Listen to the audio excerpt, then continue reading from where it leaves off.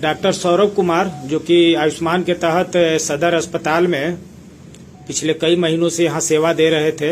अचानक इनका प्रतिनियुक्ति जो है वो सतगावा सीएससी में कर दिया गया है, जिसे लेकर इनकी नाराजगी भी है और यह इसे नियम विरुद्ध भी बता रहे हैं। डॉक्टर सौरभ जी, बताइए कि क्या मामला है आपकी प्रतिनियुक्ति, चूंकि आप आयुष्मान के तहत डॉक्टर थे सदर में, तो आखिर आपकी प्रतिनियुक्ति की गई सतगावा, उस पर क्या कहना चाह रहे हैं?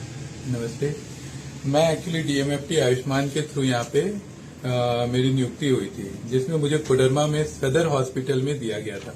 उस समय ऑप्शन थे कि और भी क्षेत्र में दिए जाते थे, तो कोडरमा में जब हुआ तो मुझे सदर के लिए ही दिया गया। कितने दिनों से दे रहे थे सेवा? 1.5 साल से ऊपर हो गए। अच्छा, मुझे फिर 2 साल होने वाले हैं। तो उस समय से मैं सेवा दे रहा था यहाँ पे, लेकिन कुछ टाइम से यहाँ पे कुछ एक पॉलिटिकल लॉबी क्रिएट हो गई, कुछ डॉक्टर्स लॉबी क्रिएट हो गई, जिन्होंने मिल करके एक ऐसा किया कि मैं सदर हॉस्पिटल छोड़ दूं या फिर मैं यहाँ से चला जाऊं। तो दबाव बनाया गया। अच्छा। तो बहुत सारी प्रॉब्लम्स हुई थी, इसलिए बहुत सारे एपिसोड्स हुए थे। पूर्व डीएस ने भी किया था, टीका को लेकर के मेरे ऊपर आक्षेप लगाया था, बहुत सारी चीजें। तो वो चीज कंटिन्यू हो गई। एक लॉबी ने फिर क्या किया, अभी मुझे निकाला है कि मुझे वहां पे सतगावा ट्रांसफर किया। सतगावा अगर ट्रांसफर करना है तो आप किसी परमानेंट डॉक्टर को आप ट्रांसफर कीजिए अगर वहां फुलफिल है, या फिर आप आयुष्मान से एक नई नियुक्ति निकालिए, फिर वहां से आप भेजिए। मैंने जब नियुक्ति ली थी तो मुझसे पूछा गया था, पूर्व डीसी जो थे आदित्य रंजन, उन्होंने पूछा था कि आपको कहाँ जाना है। मैंने बोला मैं सदर में रहूंगा तो ही मैं ड्यूटी कर पाऊंगा, नहीं तो नहीं कर पाऊंगा। ये क्लियर मेरा उसी दिन का। जी जी। तो मुझे सतगावा से प्रॉब्लम नहीं है, लेकिन एक तरह से मेंटल हरासमेंट करके, प्रताड़ित करके, आप बदमाशी से मुझे आप वहां भेज रहे हैं, क्योंकि आपके कुछ पुराने कारनामे, कुछ नए कारनामों की बात है। क्योंकि अभी फिलहाल मैं ड्यूटी कर रहा था, नाइट ड्यूटी, तो 2 पेशेंट रेफर हुए 2 दिन में। तो एक नाइट में हुआ कि पेशेंट चला गया मेडिका, तो मुझे 5 मिनट में कॉल आता है कि आपको मेडिका नहीं क्यूरेस्टा भेजना था। क्यूरेस्टा के डॉक्टर ने कॉल किया और क्यूरेस्टा का कोई एजेंट था। मैंने बोला भाई मेरा काम है पेशेंट को रिम्स भेजना या सरकारी, या जहां वो स्वेच्छा से जा सकता जी, है, अपनी मर्जी से। लेकिन उसके बावजूद भी मुझे कॉल किया उन लोगों ने। मैंने ये बात डीएस सीएस सबको बताई, लेकिन इस पे कुछ नहीं करके मुझे लग रहा है कि ये हो सकता है डीएस का कोई इन्वॉल्वमेंट हो इसमें। उसके बाद मुझे ये इस तरह का नोटिस निकाल दिया और मुझे तंग कर रहे हैं। ये बोलना चाहेंगे सौरभ जी कि जो क्यूरेस्टा की आप बात कर रहे हैं, क्या क्यूरेस्टा को सदर अस्पताल के द्वारा टैग किया गया है क्या?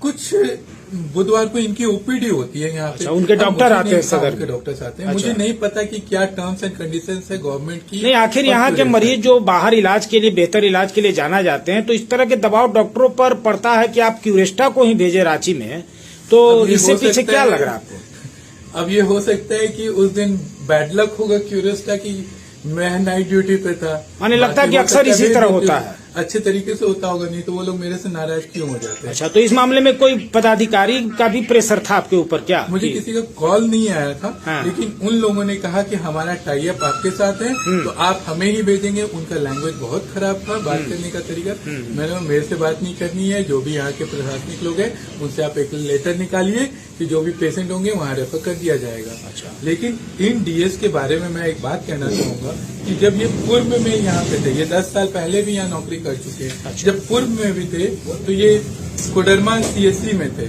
वहाँ पे कुछ घोटाले हुए थे। अच्छा। मेरा पॉइंट यहाँ ये है कि जिस व्यक्ति के ऊपर इतने घोटाले लगे हों, एक घोटाला उसमें था जननी शिशु सुरक्षा कार्यक्रम, जिसमें हार्डली 200 रुपए खर्च किया जा सकता था एक महिला पे, चाहे वो नॉर्मल डिलीवरी हो या सिजेरियन हो, लेकिन उसका अल्ट्रासाउंड और ब्लड टेस्ट बाहर से कराया गया, जिसमें कि कुल खर्च 1000 से 1200 रुपए के लगभग का हो जा रहा था। ये एक मरीज का है, ऐसे कितने मरीजों के साथ किया गया होगा जिसकी कोई मेरे पास आंकड़ा नहीं है। ये मैं नहीं कर रहा हूँ, ये लेटर कह रहा है, जिसमें प्रभारी चिकित्सा पदाधिकारी को स्पष्टीकरण दिया गया है। और ये लेटर उसके बाद उस समय उपायुक्त को भी दिया गया, उसके टेबल पे ये जांच रिपोर्ट है, ये जांच रिपोर्ट उनके टेबल पे भी गई। फिर अभियान निदेशक एनएचएम को भी दिया गया है, क्योंकि ये सारी सेवाएं एनएचएम के थ्रू आती हैं। सबसे बड़ी बात कि वो प्रतिलिपि सचिव स्वास्थ्य चिकित्सा को भी दिया गया था। उसके बावजूद भी ये व्यक्ति 10 साल यहाँ काम करने के बाद इनका ट्रांसफर होता है। विद इन 1 ईयर ही रिटर्न बैक टू सदर हॉस्पिटल, और वो भी डीएस प्रभार में है। जी। यानी आप इससे समझ सकते हैं कि इनका प्रभाव तो बहुत अच्छा होगा।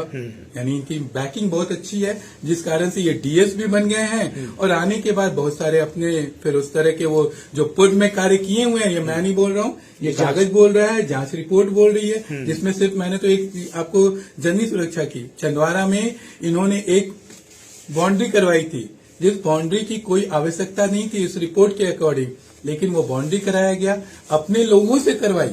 यानी वो जो बिल बना होगा वो सारी चीजें, मुझे इनके बारे में डिस्कस करने का कोई शौक नहीं है, लेकिन ये इसलिए करना पड़ रहा है क्योंकि 6 महीने से मैं इनके द्वारा प्रताड़ित हूँ।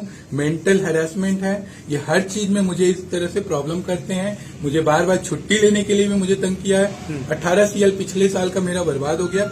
इस बार मैं अयोध्या जन्म भूमि राम लला के उसमें जा रहा था, मैंने छुट्टी अप्लाई किया। 1 महीने पहले इनको बोला कि सर मुझे 3 दिन की छुट्टी चाहिए, मुझे वहां जाना है, सेवा देनी है झारखंड सरकार और झारखंड प्रांत की ओर से मैं देना चाहिए। 3 डॉक्टर स्वेच्छा से गए पूरे झारखंड से, ये तो बहुत ही निंदनीय है। उसमें मैं 3 डॉक्टर में मैं था, इन्होंने छुट्टी नहीं दी। जी। और उसके बाद मुझे अभी स्पष्टीकरण में मुझे ट्रांसफर कर। ये संक्षेप में आप बात रखें, ये कहना चाहते हैं कि वहाँ पर आयुष्मान से लगभग जैसा मेरी जानकारी 11 डॉक्टर, आप ही से उनकी खुन्नस क्यों है? ऐसा क्यों आपके साथ हो रहा है इस तरह से? अब जो आपने कहा कि 6 महीना से आपको प्रताड़ित होना पड़ रहा है या किया जा रहा है, आखिर क्यों, आपके ही क्यों, क्या है इसमें? अभी कुछ महीने पहले एक लेटर निकला था जिसमें डीसी महोदया का ही लेटर था, जिसमें किसी डॉक्टर को किसी लिफ्ट में पाया गया था, जिस कारण उनका ट्रांसफर सतगावा किया गया था। जी। जिसको सतगावा ट्रांसफर कर दिया गया वो लेटर दब गया। अच्छा। मैडम का लेटर दब गया, लेकिन मेरे नाम एक भी स्पष्टीकरण नहीं है। मैंने मुख्यमंत्री जी से आयुष्मान के तहत चिकित्सक के तौर पर जो सेवा दिया है, सेवा देने के लिए एक बार नहीं, एक तो मुख्यमंत्री से, बाद में 2 बार मुझे डीसी पूर्व डीसी से भी मिला है। तो मैं ये करने के बावजूद मुझे क्यों भेजा जा रहा है, मेरा ये कहना है। तो ये वही तो हम पूछ रहे हैं कि इतने डॉक्टर में आपको ही टारगेट क्यों किया जा रहा है? क्या आप माने? मुझे एक और प्रॉब्लम इसमें समझ में आती है कि मेरा जो मानदेय है आयुष्मान के थ्रू काम करने से ज्यादा बढ़ जाता है। उसमें उनको कुछ डिमांड्स थे जो कि मैं फुलफिल नहीं कर पा रहा हूं। कारण ये है और दूसरी कारण ये भी है कि मैं स्वेच्छा कर सकते हैं क्या?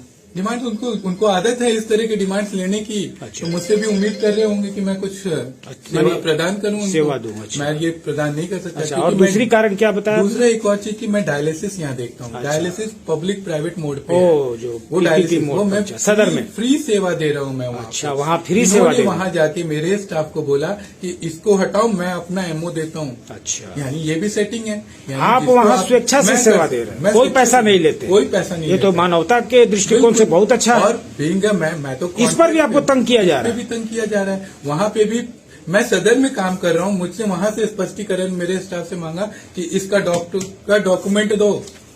भाई सदर में मैं वही डॉक्यूमेंट से काम कर रहा हूँ। तो डायलिसिस में भी जब भी डॉक्टरी लाइन में आया था, मैं दिल्ली छोड़ करके वापस आया हूँ। दिल्ली में मैं अपनी सेवाएं दिया था। मैं कस्तूरबा हॉस्पिटल में रहा हूँ वहाँ पे। वो सब देने के बाद यहाँ उसके बाद यहाँ आया हूँ। यहाँ आने के बाद जब मैं अपने सामने पेशेंट को बिना दवाई के, बिना सेवा के, बिना अच्छी सुविधा के देखता हूँ तो मुझे बहुत बुरा लगता है। जी। उसके बावजूद भी, कम साधन होने के बावजूद भी मैंने सदर में बहुत अच्छी सेवाएं दी हैं। जिसका तो आपको जो प्रमाण मिला है वो भी एक प्रमाण है कि प्रमाण पत्र जो है आपके पास सदर में। अच्छा, ये बताइए सर कि आपने जो इस तरह का आपका जो नियम विरुद्ध, जैसा आप कह रहे हैं कि आपका तो प्रतिनियुक्ति कहीं हो ही नहीं सकती है, तो ऐसे में आपने कभी इस ग्रीवांसेज को कहीं पर रखा ऊंचे पद, जैसे उपायुक्त या सिविल सर्जन? मैंने मैडम से बात की है। अच्छा, डीसी मैम को बोला है, मैम ने सांत्वना दी है कि मैं इस मुद्दे को देखती हूँ, इंक्वायरी बिठाती हूँ। अच्छा, मैं देखती हूँ। इस पर मैडम ने आश्वासन दिया है पॉजिटिव रहा है। अच्छा, मैंने पूर्व में भी मैम ऐसे क्या आप प्रतिनियुक्ति अगर सदगावा कर दी है तो वहाँ जाकर आप सेवा देंगे या आगे क्या आप ही करेंगे? फिलहाल अगर इस तरह से प्रतिनियुक्ति की जाएगी तो मैं वहाँ सेवाएं नहीं दे सकता, नहीं दूंगा। फिर प्राइवेट चिकित्सक के तौर पर अपनी जो क्लिनिक चलाते हो वही चलाएगा।